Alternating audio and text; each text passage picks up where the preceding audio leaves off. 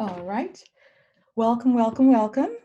Today we're going to talk a bit about 5 easy ways to make the most out of your business data.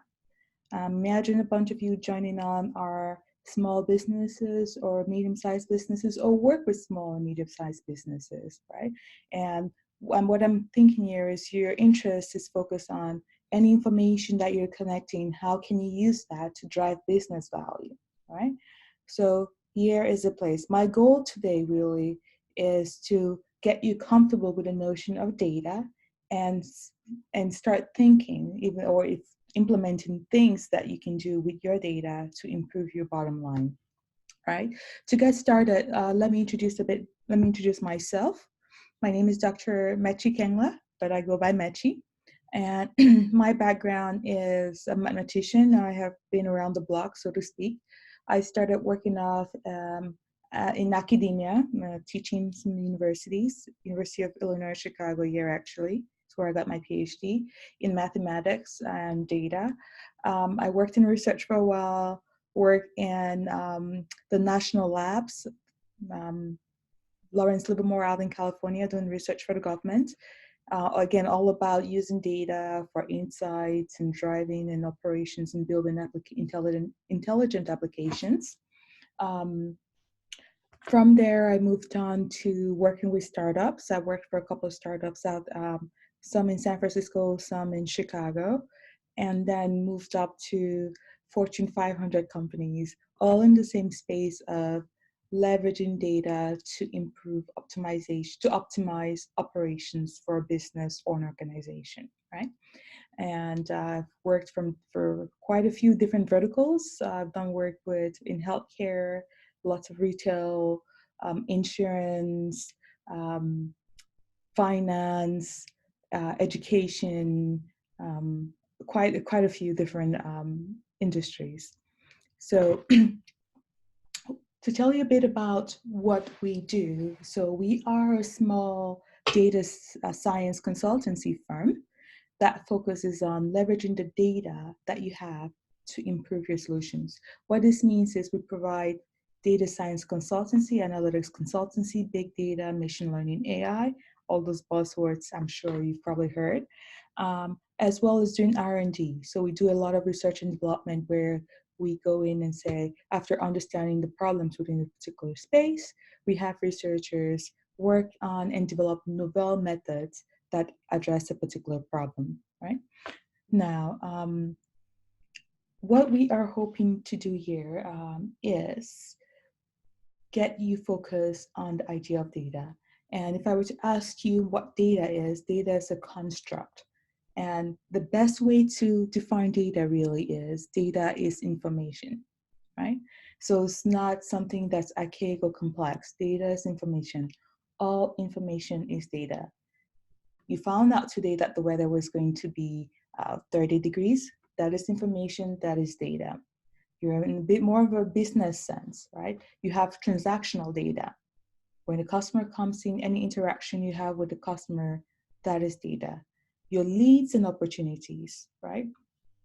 If you have a website or any digital presence or even physical presence, where you have a list of leads of people you should follow up with, that is data. And the lead is not just pertaining to the fact that this someone is viable, but all information surrounding how this person is a viable potential customer or someone that will benefit for your service or help your services or your business grow. That is information, right? You have customer detail, customer gender, height, age, education, location. That's all information, right? So the idea of the construct of data is really information.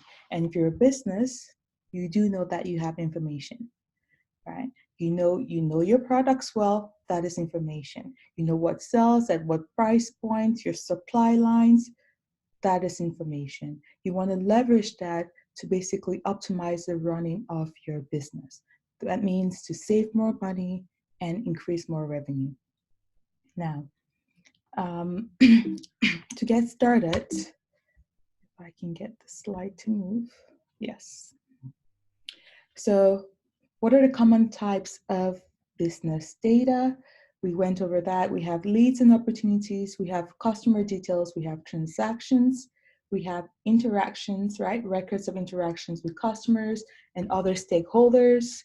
We have investors, employee data, media. That is all data. We have social media. I forgot about that, right? What customers reviews people leave about your business on Yelp, interactions you have on Facebook, the likes, the frowns, the wows, the comments. That is all business data that you can use.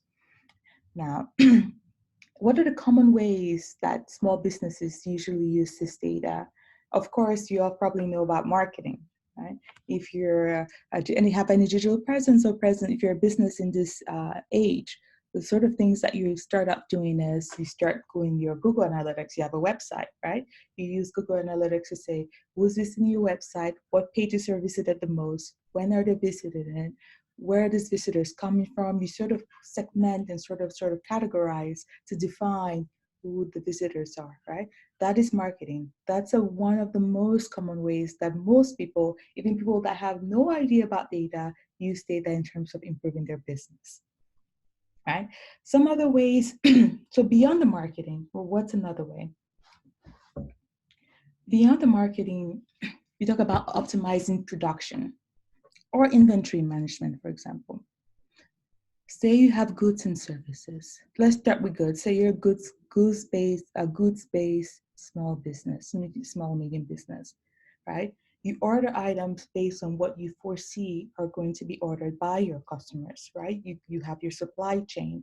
You want to make sure that's in line. You put them orders well in advance so that they're aware, they arrive and they're stocked in shelves before your clients actually need them. How do you account for how much of what item you would need? How do you account for what's going to sell when best, right? Now, most businesses or more moms and pop shops, the ideal way to go about this is gut intuition. And I'm going to use this phrase over and over again because it's something that's very prevalent in retail in particular. So they go gut. Over the last 20 years, they're going to tell you this is usually the amount that this sells. They have no basis for substantiating that number, right? But they would swear by the number that, oh, we only sell about 10 of this a year. How? Why? Right? They have no insights into why that number is that number, how they can improve that number, but they can tell you that. Now, with information, with business data, you can do some small preliminary analysis to sort of get a context around why that number is. Have you ever considered that is because the customers that your customer base is of a particular educational level and do not have the education to understand the benefits of this particular goods? Maybe you start offering advocacy services around why this good that sells very little is beneficial to them, and they will start buying a bit more, right? So when you're thinking about inventory management or why things are, don't just accept them for what they are. Always try to back up and substantiate your beliefs, right? Back it up with the data. Let the data verify exactly what's going on. You'll be able to improve your bottom lines. Maybe you start offering services or other goods that you had not originally thought about, but the data is showing you that this is something that will actually drive your bottom line. Now, so inventory management, like we talk about, marketing is a big one. Customer service, right? That's a critical one. We as small businesses, the reason why we stay afloat is because of that interpersonal relationships we have with our clients. Now, it's not because of our lower prices, because that's not the case. More often than not, we stay in business for over the years because people appreciate the understanding we have about our clients, appreciate the understanding we have of them, right? They appreciate the care and we give them, the time we spend to make sure that they are taken care of. So we really need to understand them beyond the fact that this person likes this and so on, buys this and so on. We want to make sure that we have a holistic view. And by collecting data around our customers, we can be able to do so in a much more detailed manner beyond what we see, as opposed to what the information and our numbers are actually telling us. All right. So to start off with the 5 things, you have to start collecting. You have to start collecting data, right? Now, most of us, we have POS, right? Point of sale systems. And that's a standard one that we have if we're in any sort of goods or services, which means that we have a transactional data of sorts, right? Transactions being someone purchases that, we ring the cash register or the credit card, and we have that receipt, and then we can do a compilation at the end of the year, quarter, month, or week, or day to know that this is the number of sales that we made for this item and so on and so forth. That is transactional data. But, and that's the one that we collect because we're sort of forced to by the system that we use. But we need to really broaden that perspective. We should start by asking ourselves a question. What do we want to improve? Now, regardless of the sort of business you're in, just think to yourself outline, what are the things that you want to improve? Do you want to improve attrition rate? Do you want to increase the spend per transaction per customer? You want to improve it by some percentage. That's a goal. Start out with making some simple goals. Once you have that goals, the goals will then drive down to what you need to start collecting and measuring to make sure that you meet those goals, right? Let's use the example of a small business. Think of Alice. Alice owns and runs a bakery. The bakery is called Just Desserts, right? Now, Alice has been doing okay, great, not fantastically. She could always do better. She's making a couple $100,000 a year in terms of sales and revenue, but that's not necessarily where she wants to be. She wants to grow. She has ambition. She wants to build this to a solid business that probably has franchises all over the place, right? That runs in a very smooth process, that people, her employees, think in a very data-driven way. How does she approach this problem? She starts out with thinking, well, think in a very high level. It doesn't have to be detailed in terms of what she wants to manage. What would be her goal in terms of what she would like to have improve, right? She needs to start measuring something. What are her key performance indicators, KPIs? Now, she can always start with, we had one customer complaint last week. I would like to reduce it to one customer complaint per week to one customer complaint per month. That is a tangible goal, right? So start out with a goal and make it a tangible one, right? That could be her goal. Or Alice could say, we have been selling, I'm looking at this here, we've been selling cookies. This Just Cookies are our big sellers, and they only sell in the month of March. I would like for these numbers to basically repeat themselves, or at least try to copy themselves throughout the other months that's not as prominent, right? We're selling these Just Cookies that are very great. They do very well in March for some reason, but they don't really transfer in the other months. And there's really nothing, I don't know why. I just see that the numbers do very well. What can I do to make those, the performance of the sales of that cookies repetitive throughout the other months, right? What do I need to do to make this something that's good for my business? So then her goal would be, in that instance, increasing sales for cookies for April, May through February. So again, start with a goal, make it big. It could be high level, but start with a goal. And it needs to be tangible. It needs to be something that you can measure. It can't just be, I want to make more money. No, what is more money? You want to reduce costs. What is reduced costs, right? Come up with a percentage, come up with something that's objective. Someone else can come into your place and say, this is exactly what Alice needs to get done. So come up with a goal, could be several, but come up with a goal. Now you have your goals. From your goals, then you define what information do you need to start collecting to start maintaining those goals, to start measuring that goals, to start enforcing those goals, to ensure that you're meeting the goals, right? Now, let's go back to Alice. Alice and her bakery, Just Desserts. So she has her goal, say, of improving customer experience. That's high level. Let's break it down a little bit. What does improving customer experience pertain to? Maybe she wants to improve cleanliness measure, right? She wants to improve cleanliness factor measure of her bakery. How does she measure cleanliness? She comes up with a form that has a set of processes. What would she rate? With a rating, say from 0 to 10? Simple things. It doesn't have to be very detailed, but high level, a way that's tangible to measure what she's looking for. So she has a form that she's measuring cleanliness of the bakery. She goes, these are the cases that houses the baked goods. Are they cleaned? And she has this form filled out by her employee, whoever's managing the store, could be her, on a daily, on a more regular basis, and rate it, right? So she can then track how she's doing towards meeting those KPIs. That is information. That information gets put into a system. Now, when I say put into a system, just store it, right? You need to collect information. You've defined what sort of information you want. Now you need to start storing them, right? And we're small businesses. We don't necessarily have enterprise systems that store data. If you do, fantastic.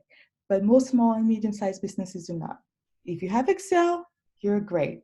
Start with Excel, create columns. These are the sort of things you're measuring. And every day on this date, this was a number. On this date, that was a number. On this date, that was a number.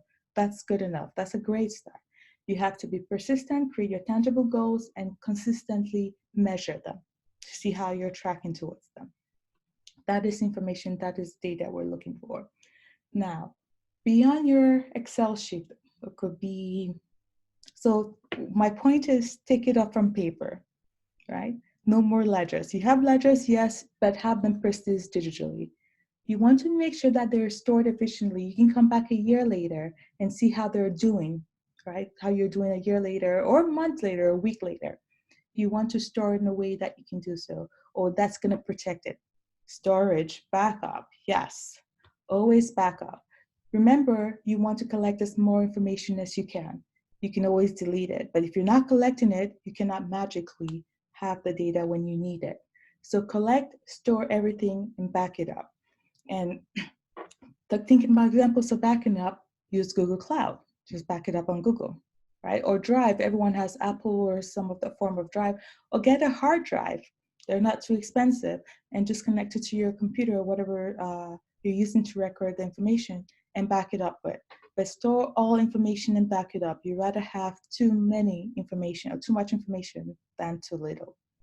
Now, beyond setting a goal and deciding what you want to have and collecting and categorizing it, whether it's transactional, leads, customer details, interactions, and backing it up, you need to create a policy for respect of data. What are your privacy policies? It's very important, right? Whether you're a B2C or B2C or B2B business, our clients expect a responsibility towards the data that we have on them. Put yourself in their situation. How would you feel if someone had your data? How would you want that data treated and respected? That's exactly the laws and policies you want in place towards your client's data. By this, I mean your employees. Not all employees need to have all information, right? Access to all information. If they don't need to, they should not. Credit cards, if you happen to be storing credit cards, which by the way, no one should, if you need to store the last 4 digits or so, anonymize it, right? Simple things like that. But it's important to have a policy drawn up that you share with all employees. It should be part of the initiation, the first week of learning as they start working. This is what we do. This is how we treat and respect customers' data or data in general, right? And you expect everyone to follow that. One of your goals could be creating a policy for privacy, right? And data and data management. And you can create a form that tracks toward that and measures that and see how many people are treating the data. You can actually do that. So you can have a policy for tracking data, respect of data, and that's fantastic. But the point is you want to collect the data. You want to categorize into nice buckets: transactional, customer, social media, product information, employee data, supply chain. You want to categorize whatever data you're saying you expect. If it goes into that folder, voila. Yes. So that data is stored in that folder. So you collect, organize, you store and backup, and you have policies in place to guide the management and access of the data. All right. Next, number 2, decide on what you want to do with the data. Now, in the very first case, you had a strategy. You came up with some goals. This is exactly what that is, right? You knew what you had, right? You knew you had transactional data and you organized it. Now, you came up with objective or a series of objectives with regards to this sort of things you want to do or like to improve on your data. With those objectives, you come up with the KPIs that we talk about, right? So this is a situation where you're boiling down a bit, you're drilling down a little bit. From the high level, I want to improve customer experience, drilling down to, Alice drilling down to, I want to measure cleanliness, I want the cleanliness factor to improve critically inside my bakery, and drilling down to, let's measure the number of times that the bakery case was left unattended. Drill down. Regardless of what department you're working from, you want to always drill down and come up with something that's measurable and tangible. This is the second key point, yes? So we start with deciding what's important to us, very high level, and then drilling down to what we want to measure and make sure we measure it consistently, back it up, and have data privacy and handling policies in place.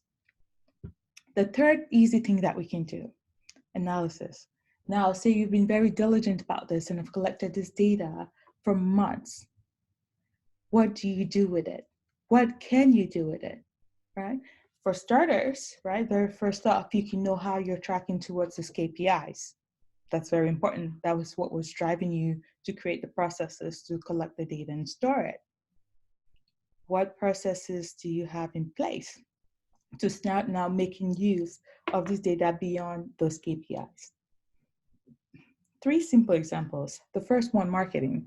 As small business, medium-sized businesses, again, we know that marketing is basically your bread and butter. You need to build a presence and you need to let the clients know, this is this fantastic good I'm selling. This is this amazing services I'm providing. Come find me. How do you basically optimize the message that you're sending, right? To what clients, to what customers, and what time, to improve the probability that they're actually going to convert, right? Now, if you're like most people, you've sort of done some market, maybe you haven't. You have a general idea of what social media is. Imagine this. We have Alice and her Just Desserts bakery, and she has a Facebook page, right, where she interacts with some of her clients online, or a Yelp review for that matter. She decides, oh, I'm going to improve my, I want to actually use this information. I want to target act. I know more about my clients now based on some data that I have been collecting for the last year. I want to make use of this data to basically target, pinpoint the customers that I need to, I want to have, and improve the probability that they're actually going to spend money or spend more money. Very good. So how can I translate the fact that I have this data to these customers that are coming back, spending more on new clients? You start by defining who your customers are. When do they respond to the past messages? You've run ads before. What has worked? Is it Tuesday at noon? Is that the best time? Do you have more responses then? You've been tracking, you know what all those numbers have been. And therefore you go and say, well, I want to run this ad, but I want to make sure that most of the ad goes out and is broadcasted during this period. Or I want to make sure that's broadcasted to people that have this sort of characteristics, because I find that most of my clients have this sort of characteristics. Those are the sort of things that help you deliver target messages at the right time to the right people to improve your marketing operations. All right, another analysis could be retention. All right, imagine, imagine you have, we have Alice again, right? And Alice decides she wants to make sure that her customers, again, a small business, we know that our small customers are our bread and butter. and she's tracking the customers online. She sees that the customer has not been buying as much, right, as she had in the past, or there's been a long time between purchases, that the customer has longer than usual. Again, these are things she's tracking, so she can tell. She has these reports that are automated, and she gets up every morning or once a week and looks at it, and these insights pop out at her. So she sees this and she goes, this is interesting. Could be the customer is no longer interested, or worse, could be the customer is actually running into a competitor. So what do you do then? So what Alice does is she creates a coupon. Like, I haven't seen you in a very long time. We miss you. Come back and see us with this discount. Or just reaches out to the customer and say, we take care of our customers. We haven't heard from you. We see that we're just checking to make sure if everything's going okay. Is this something we can help with? We are your people. We're small, medium businesses, which means that we have enough time to spend with our clients, right? We want to give you the direct attention and care that we need. Again, that supercharges retention. That personalized care to your clients make them keep coming back and helps us from losing them and improves retention. And how were you able to do that? Just by monitoring and seeing what they're doing and what time, and seeing what's acting abnormally from the usual. Right? Another example is customer service. I guess they're all tied in together. If put yourself in the position of a client, right? We're all clients of somebody, and you have a business that reaches out to you and provides amazing customer services. I bet you one of two things. The first thing is you want to tell everyone you know about what fantastic customer service they're providing, right? And how does Alice track against customer service? Could be that someone came to her store and asked for a rush job because something unfortunately happened, and she put everything on hold and go, you're a great client, for you being a great client for us. We're going to make this happen for you, and goes above and beyond, right? But now you cannot be doing that for everyone that walks in, but you know what are your high target customers, defined because you can measure them, not just because of what you feel or because you like someone. Of course, when you like someone, that always counts as well. But this goes beyond liking someone, right? This is something what the data is telling us. So this is a client whose value to your business is high. It's a high valued customer, right? So you go above and beyond. You provide them great customer service. You always, if something complains and a complaint comes from a customer that has purchased from you only once, you do take care of it because your name, your reputation is key. However, if this is for someone that's a high volume, a high value customer, you go above and beyond. And the only way to know that's a high value customer is beyond your gut check, beyond what you see every day, is actual measurements, metrics, KPIs that you've taken to see that this person's impact on your business is something that you want to maintain and drive even more. Okay. Now, the fourth ways you can use data, very important. So far we've seen how to categorize what we have, how to back up what we have, and create good data privacy and management policies. We've seen how to come up with these key KPIs, what's important to us, right? And start collecting the information that will help us analyze what we need to do. The third was we've actually looked in some sample analysis. There are a lot more that we can do to make sure that this is driving key things that we want, right? We looked at example of customer retention. We looked at example of customer service and marketing. We've looked at all of those. This is fourth. Now you've collected this information, you've done the analysis, then what? Key here is you want to integrate it. You want to integrate it into the systems and processes of your business. So this is not a one-off thing. This is not something where you're analyzing and storing and looking at results and analyzing and storing. You want this into a smooth cycle so that it basically automates and is hands-off for you, as hands-off as possible, right? So imagine coming in every day. Imagine coming every day into the office and you open your computer and there's a report. You didn't have to click a button to run it. It's ran already. It tells you what the sales were for that day, what happened that was abnormal, what dipped, what's right. You have all this information at your fingertips to start out your day. Any information, any strategies that you start out is derived from the reports, visualizations, reports that are automated. The way you have things pan out, right? You respond quickly to business impact in real time because you have things automated. Imagine the case where you're running a POS system, point of sale system, right? And you swipe a credit card, and this is something that's tied to a solution, for example, that does anomaly or fraud detection, right? And you process a payment, and right away, within a second, goes, this is an issue. You hold off, you block that transaction, right? And the only way you're able to block that and basically save that customer is because you have this integrated into your everyday business processes. And what do you have? You have some sort of analysis that tells you the probability whether a transaction could be fraudulent or not, right? Let's go on the flip side.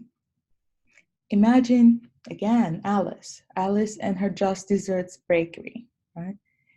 She's processing orders, and all of a sudden she sees someone place an order on an online system that goes, they're looking for $10,000 worth uh, of of baked goods, right, for say an office event or an occasion, sent out um, in 1 hour. What do? I pick up the phone and I call that customer. Alice would call that customer immediately and go, we just want, first of all, want to confirm that this is right. And this is a short time, but we're going to try as hard as possible to get it to you.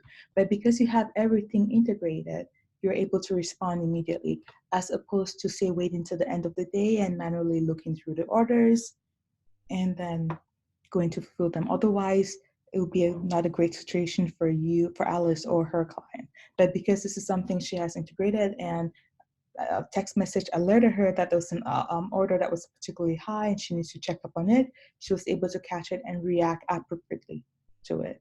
And again, this is something where you save someone from doing a really bad order for something like a holiday party or holiday party season is around the corner business. It has a huge effect. All right. So we integrate it. We want to integrate it. And last but not the least, this is very important. We want to build a data-driven culture, right? So it's not just only about us copying this, taking down the notes and KPIs. We want to make sure that every single person that works for us, that integrates for us, that basically serves our clients has this, right? It's an attitude, it's a culture, right? So if someone takes a decision, they need to be able to defend that decision, right? Back it up. What data are you seeing? It's just not gut intuition. Did you see something? Is this something that told you that made sense to do it? How can you defend what you are doing, right? Everyone needs to get involved. So for example, give you an example again. We're back to Alice and Just Desserts. And she has a manager that's working at some time. And this manager, then she comes in the next morning to discover that this manager, the manager that worked the night before, has discounted 50% of certain baked goods, right? Without going through the proper channels of taking permission and running the promotion. The first thing she's going to ask is, why? Why did she do that? And this, if the manager goes, well, because I felt it was a good idea to get more clients. If you're Alice, you're going to be very skeptical. But now if this manager were to show, well, yes, I had to do this because this group of people came in with so much, and because I discounted this, we sold off for this, that made up 1,000% increase, and based off of what we were going to donate or get wasted at the end of the day. You will be more comfortable. So if everyone starts thinking in terms of a data-driven mind, if everyone within your corporation or organization starts thinking of having a data-driven mindset, it works well. It makes it easier. The processes that you have in place flow through. It could be performance, right? Again, if one of Alice's KPIs were cleanliness, right? For customer satisfaction, the mood, how do you measure the mood? And she had this list of forms, these key things that she was measuring. Now she's copying them every day. And your janitor, you're part of that data-driven culture because she comes and she rates the work that you did. And your performance review as an employee, which is also data, gets marked against what she was measuring. She goes, on this day when you did this, we found a dust on this, this wasn't cleaned properly, this was left open. all that flows in through, right? And you can integrate this information. Now we've touched on a couple of sample and examples of ways you can use data and different types of data, but it can get a lot more complex.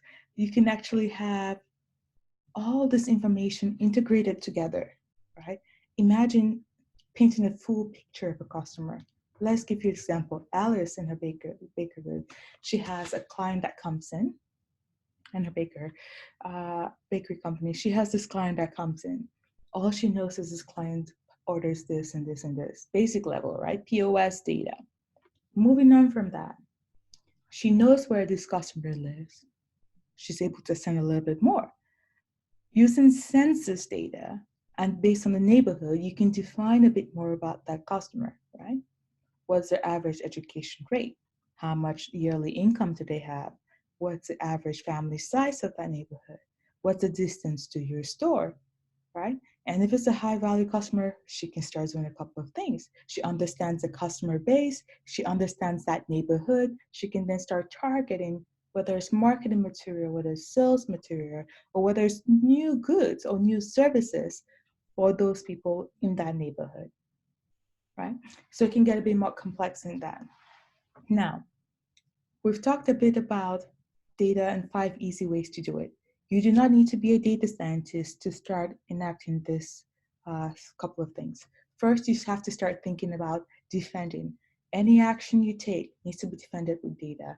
Move beyond instinct and gut instinct. Yes, you have that, and I'm not asking you to throw that away. It would be foolish to, but what we're saying is substantiated. What are the numbers telling you? And it doesn't have to be numerical, right? It could be text. Say someone writes a review of you and use some descriptive words about your cookie. Could be something you never thought about, but the review was so fantastic. You take those keywords and start advertising with those keywords. That's information, that's useful, that's driving sales. All that's coming up for different things. But you have first to start thinking about, this is something I can do. It's not some far off thing that you have to be a mathematician or a PhD or computer programmer to do it. No, every business person can start doing that. It starts with start thinking about that, creating KPIs and driving down so that it becomes a data-driven culture throughout your organization. So to recap, we want to collect and arrange the data, right?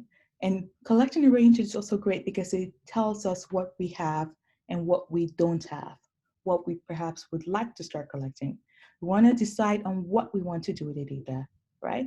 Again, define those key performance indicators, your objectives, make them tangible. You want to have them measured, right? By an objective person. So it's not something that you feel, but something that someone that has no idea about what you do can come in and say, it's your KPIs based on information. This is exactly the number or the value, the percentage that you are attaining to, or you're tracking towards that. Analyze the data. I know the word analysis might be a bit scary, but if you ever run a review, and we all have, you know exactly you can do some sort of analysis. It could be a simple trend line, right? This is the rate at which you're increasing. This is a percentage you're making. This is a percentage you're losing. This is simple analysis, but they're analysis nonetheless. Now, with time, when you get more confidence, you can consult and get consultants to come help you for small things and build out algorithms that analyze, or applications that analyze a lot more complex information or in more complex manner that you could use. But you can start out with something that's simple as a rate, right? Or change. That is perfectly fine. And move beyond collecting. Now you collect, you have KPIs, and you analyze, but integrate the results. Have that ping you when you have the analysis. Send a text message to your phone. That is critical. That's you integrating it into your business, right? You have an ordering system. If levels, so maybe today people bought a lot more items than you expected. You want to have your system capable of shooting the order to your supplies, right? For new renewals immediately. So don't wait for you to come back and do the books at the end of the night and then start worrying about that. If it hits a certain level, maybe that order goes out to supplies immediately. Integrate into your life, become seamless. Build a data-driven culture. Everyone needs to be accountable, right? And accountable not just by feelings or things I can point out to and say, on this date, this was your score. On this date, this is your score. This has been your average score for this KPI we're measuring throughout.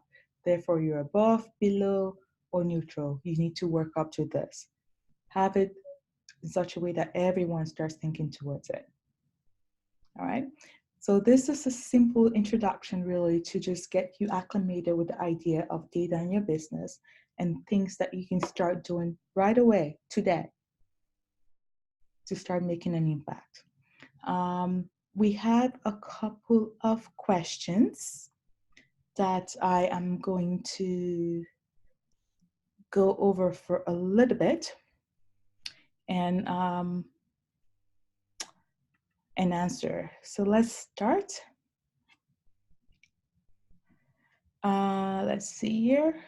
So it starts with, you mentioned the importance of organizing data and storing it correctly. Do you have any recommendations for software? Yes. So there are tons of software, but rather than give you something, this is not a one size fits all, right?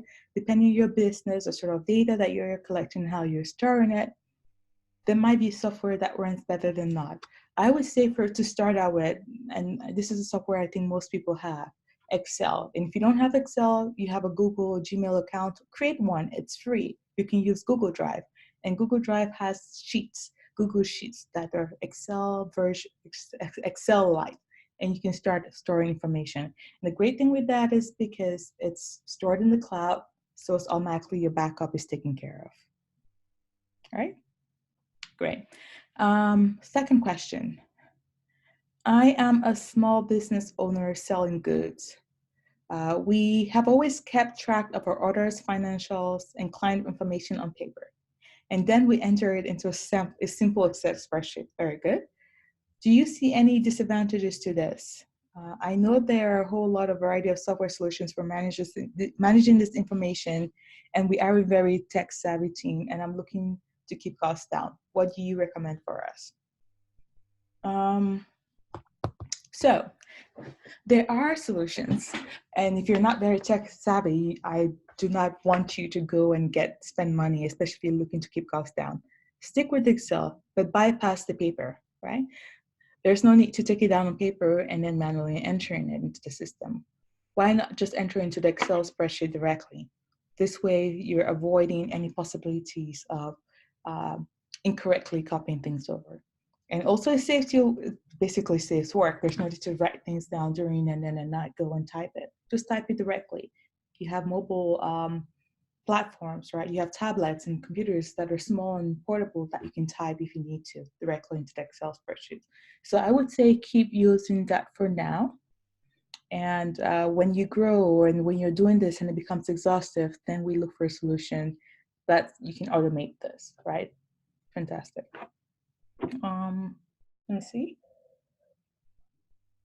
We have another question. We track a lot of information in my company, but it is stored in different databases. Just to give you an example, when a customer submits an order through a website, the order information is stored on our internal records, the customer name, order date, item, ship information, The order information can also be found in our financial records. Although this information focuses more on the quantity, order, price, credit card, and processing fee, some of this information is also repeated in an inventory management software, which tracks all these orders in terms of outgoing shipments per month. If I were interested in learning more about customer behavior to try to anticipate which items are popular at different times of the year, which of these records should I use? Are there advantages or disadvantages to any of them? Wow. All right. So this is a packed question. I'll try to break it down into a couple of different steps. All right. Let's start with the first. So the idea that you have different systems that collect different information. So yay for you. Congratulations. You're already collecting information through your systems. That's great. The first question is, we have some repetition of information, and that's fine. That's absolutely great. Nothing to worry about that. How do you make sense of which your goal is to understand a better picture of your customer? Is there one that's better than the other? I would say yes and no, right? There's some information that's better than the other, but that pertains to what you're trying to understand about the customer. For example, if you're trying to understand about customer spending habits, then yes, your financial records is more important in that sense. If you're trying to understand about website behavior in terms of what pages draw more attention, what time customer spends on more page, then the records the order information is more important, right? What are they buying together with what? That's more information, is better. So depending on the sort of question or understanding you're trying to get, think of your customer as a multifaceted thing, right? It's not just one phase of a customer. There are different aspects to your customer.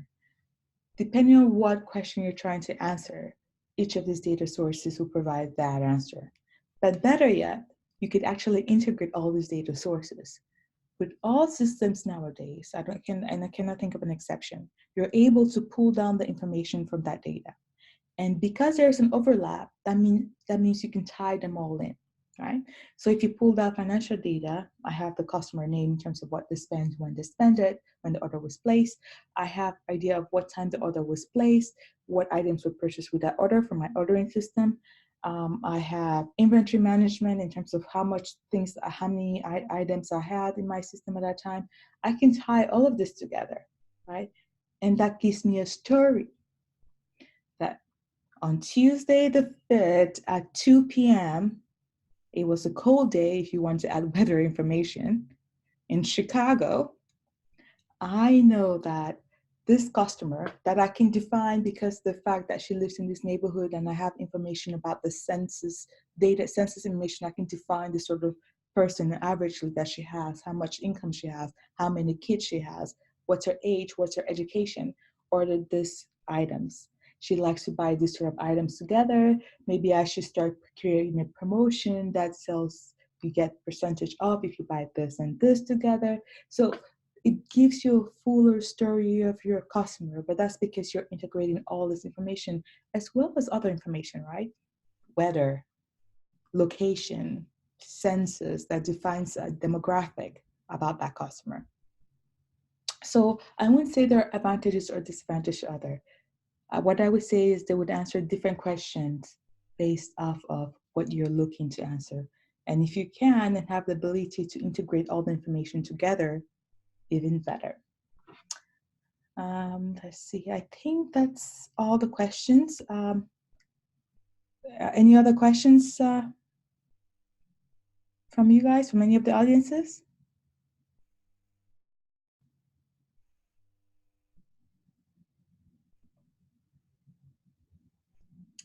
Any questions?